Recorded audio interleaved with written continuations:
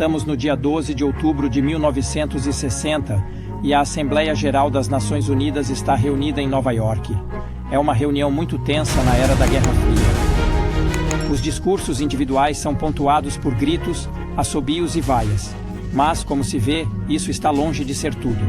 O líder soviético Nikita Khrushchev toma a palavra, reagindo com raiva às acusações de que a União Soviética estaria a ocupar a Europa de Leste. Primeiro, grita obscenidades ao orador, que depois, segundo alguns relatos, chega a descalçar o sapato e a batê-lo no púlpito, num acesso de raiva.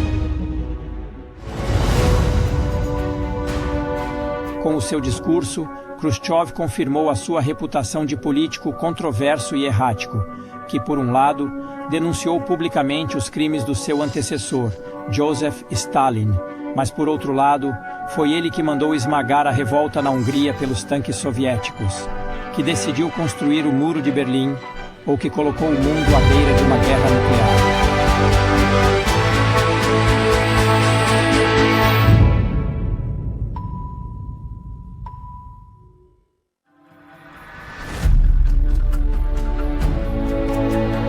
Nikita Sergeyevich Khrushchev nasceu na aldeia de Kalinovka, 11 quilômetros a leste da atual fronteira russo-ucraniana.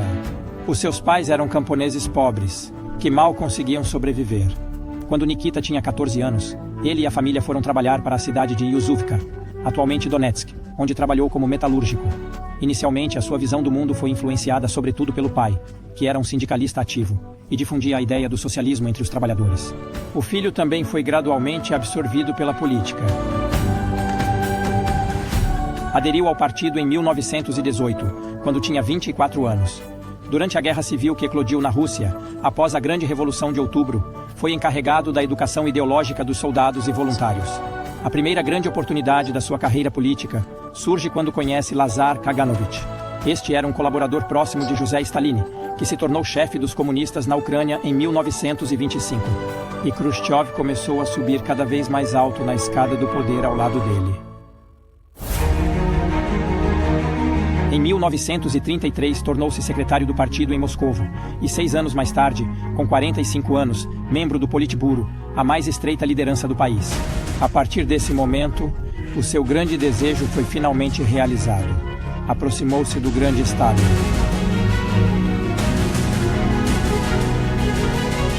Nessa altura, Khrushchev, como confessaria mais tarde, admirava imenso Stalin.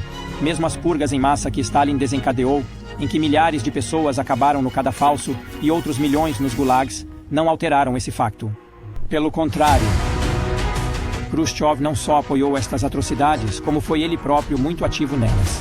Tomou a iniciativa de aumentar as cotas dos detidos e executados, os chamados inimigos do socialismo.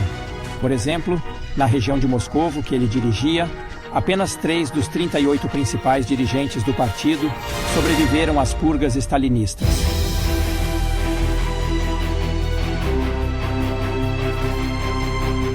Após a Segunda Guerra Mundial, durante a qual serviu novamente como comandante político, incluindo durante a Batalha de Stalingrado, Khrushchev regressou primeiro a Moscovo e depois novamente à Ucrânia. Considerava-se o principal especialista do partido em agricultura e apresentou uma proposta revolucionária. Queria construir um gigantesco oleoduto para transportar leite quente do campo para Kiev.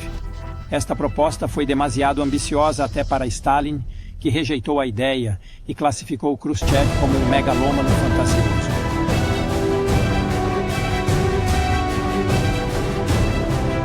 Quando Stalin morreu, em março de 1953, rebentou uma luta pela sucessão entre os seus seguidores. Um homem sorridente, com a cara larga de um camponês, não era considerado um candidato sério ao mais alto cargo do partido.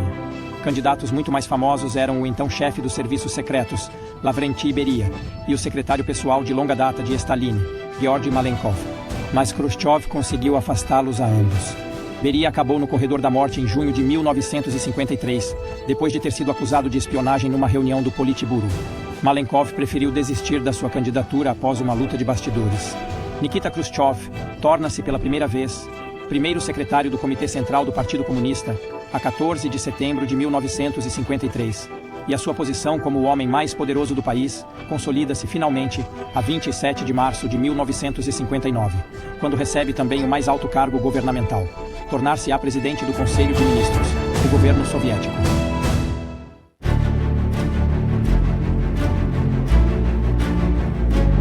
Nikita Khrushchev fez história várias vezes. Foi por sua iniciativa que, em fevereiro de 1954, poucos meses após a sua eleição, foi aprovado pelo Soviete Supremo um decreto que retirava a Península da Crimeia da administração da Rússia e a incorporava na Ucrânia. No contexto da União Soviética, tratava-se de uma mera formalidade administrativa, mas após o seu colapso, provou ser um passo importante, cujas consequências ainda hoje observamos com apreensão. Foi também ele, um antigo e duro stalinista, que proferiu um discurso agora lendário intitulado O Culto da Personalidade e as Suas Consequências, no 20º Congresso do Partido Comunista da União Soviética, em fevereiro de 56. Nele, Khrushchev nomeou e denunciou publicamente as práticas ditatoriais do seu antecessor, Joseph Stalin, perante delegados chocados, dando início ao chamado degelo e a uma série de mudanças positivas.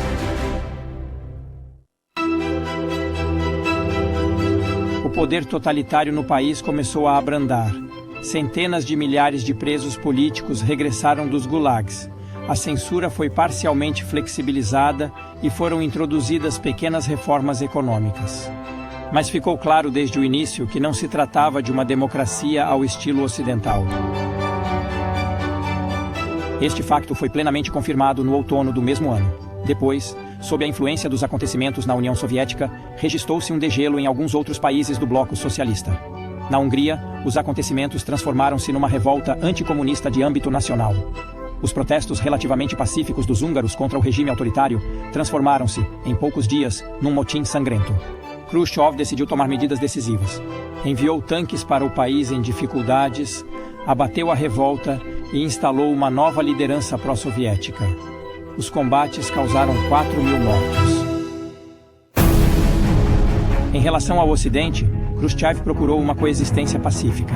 Em 1949, foi mesmo o primeiro dirigente de topo da União Soviética a efetuar uma visita oficial aos Estados Unidos.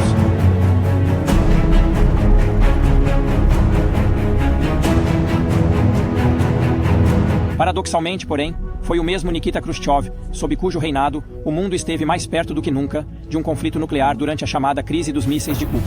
A causa foi o esforço soviético para instalar mísseis nucleares em Cuba, a cerca de 160 quilômetros da costa americana. A crise durou 13 dias, e o conflito foi evitado por um acordo de última hora entre as duas potências. Entre outras coisas, foi devido à sua política errática e à sua visão crítica do período stalinista que Nikita Khrushchev teve de lutar contra os seus rivais de partido durante quase todo o seu mandato. Já em 1557, por exemplo, enfrentou uma tentativa de golpe de Estado, apoiada por 3 vice-primeiros ministros do seu governo. Khrushchev frustrou a tentativa de o destituir, mas não mandou executar ou internar os organizadores, seguindo o exemplo do seu antecessor. Limitou-se a afastá-los dos cargos de topo. Nikita Khrushchev esteve 11 anos à frente dos comunistas soviéticos, mas à medida que os seus erros políticos e fracassos econômicos se acumulavam, o seu poder foi diminuindo.